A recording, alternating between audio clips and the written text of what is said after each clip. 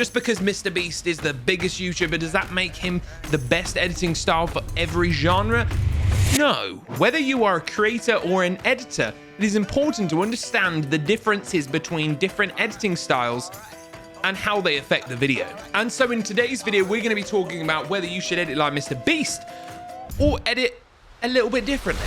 So what people seem to forget is that Mr. Beast has evolved over the years, starting out with one certain editing type, and then as YouTube has changed and evolved, he's also changed his own style. So say if we take a look back at the early 2018 style of Mr. Beast, 2019 style, we find that it's very fast, it's very hyper, but a lot of people seem to not understand that it's changed over time. His pace has slowed, his edits have improved, and the overall quality has gone tenfold.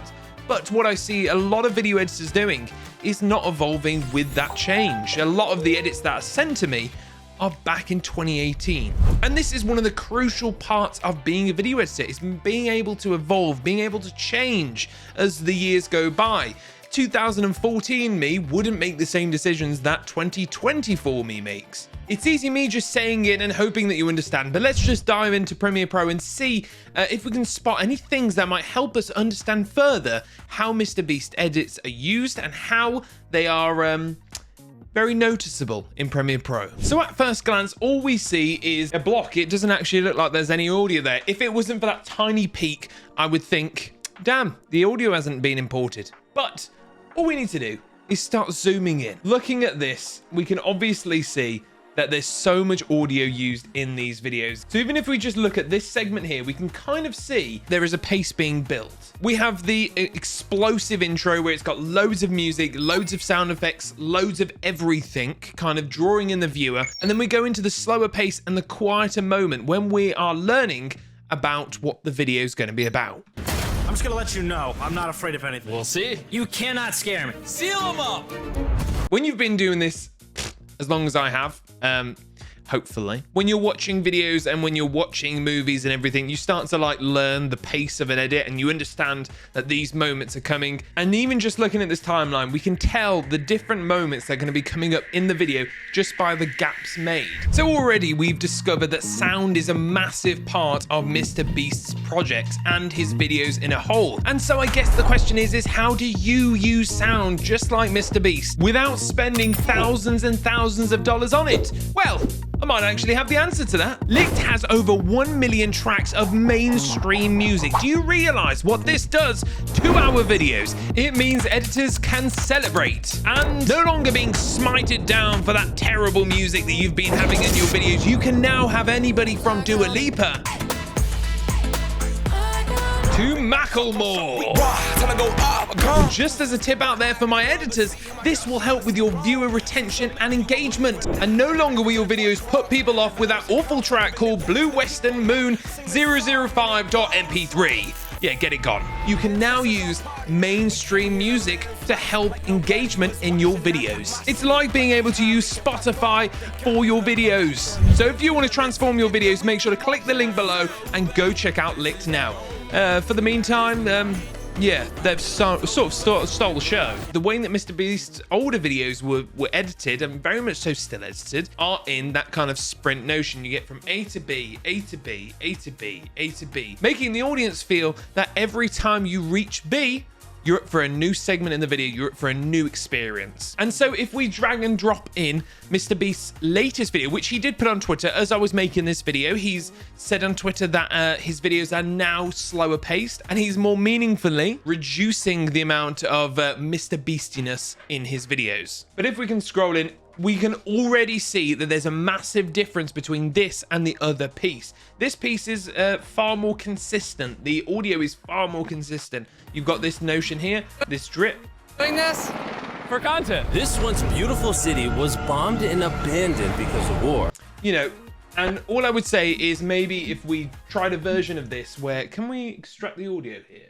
Ah, this is quite cool actually. I should make this into an audio update for Premiere Pro. So I've just used the new feature to enhance the audio and basically just pick out the voice lines, taking away the other stuff. So we can kind of see the effect that it has whilst we're kind of watching it, taking away those sound effects and seeing how those added sound effects are making a difference to the video. For content. This once beautiful city was bombed and abandoned because of war, which means the only people here are us and our cameraman. After, like, even so, just watching this segment, I can see that they are still using dialogue and audio to help them push through the video and help them create a rhythm. It still feels very soft and very kind of like gentle as you're going through the pace of the edit.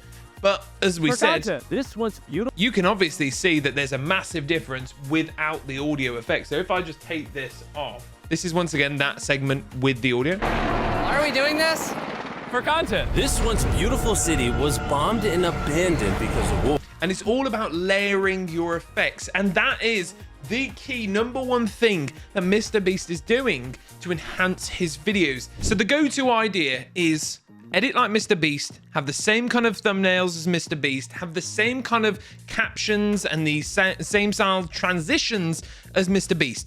No, don't do that. But take his use of transitioning music over to each other. One thing that I always forget, but it's one thing that his team has absolutely nailed, is the transition of music and using music to elaborate and to amplify each separate scene into being its own segment of the video. And this is the section of the video where we ponder about what it is that we need to be doing in order to make these changes. Yes, you can add in the J-cuts. Yes, you can add in the sound effects. Yes, you can add in the visual effects to go along with it. But is that going to make your video good? No. What the most important part is, and the problem that I struggle with every single day, is content.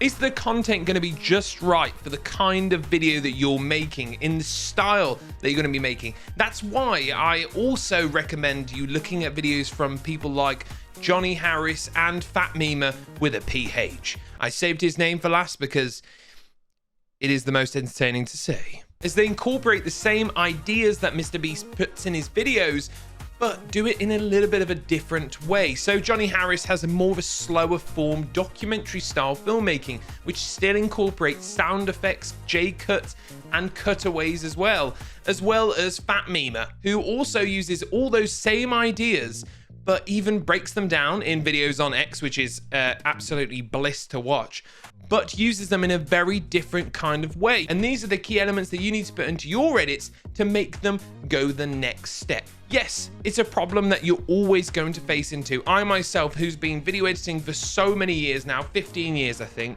I need to get a life. That's what I need to get. But saying all of these, the reason why I also mentioned Fat Mima is because he is one of the only ones out of all these people that entirely edits his videos himself, using ways and tricks that he's picked up on and he's learnt himself. Implementing these can transform your videos tenfold, and it's something that you're going to be learning every single day. And that's why the best advice I could give you is keep editing and then watch videos. Don't just watch over your own video. You're only going to get fog-eyed glasses and you're not going to be able to see anything different. But it's about understanding the edits and being able to decipher edits. Watch your favorite movies and listen out for things like stingers, risers, impacts, and stuff like that. And as I said, not everybody can be perfect every single time. I myself am always looking for ways to improve my edits and to improve my workflow and how to take my editing to the next level. Here's one of my latest uses of layering sound effects to create an entire scene. Something that I did at work. Enemy turn, Commander. They got a nuke. Get down.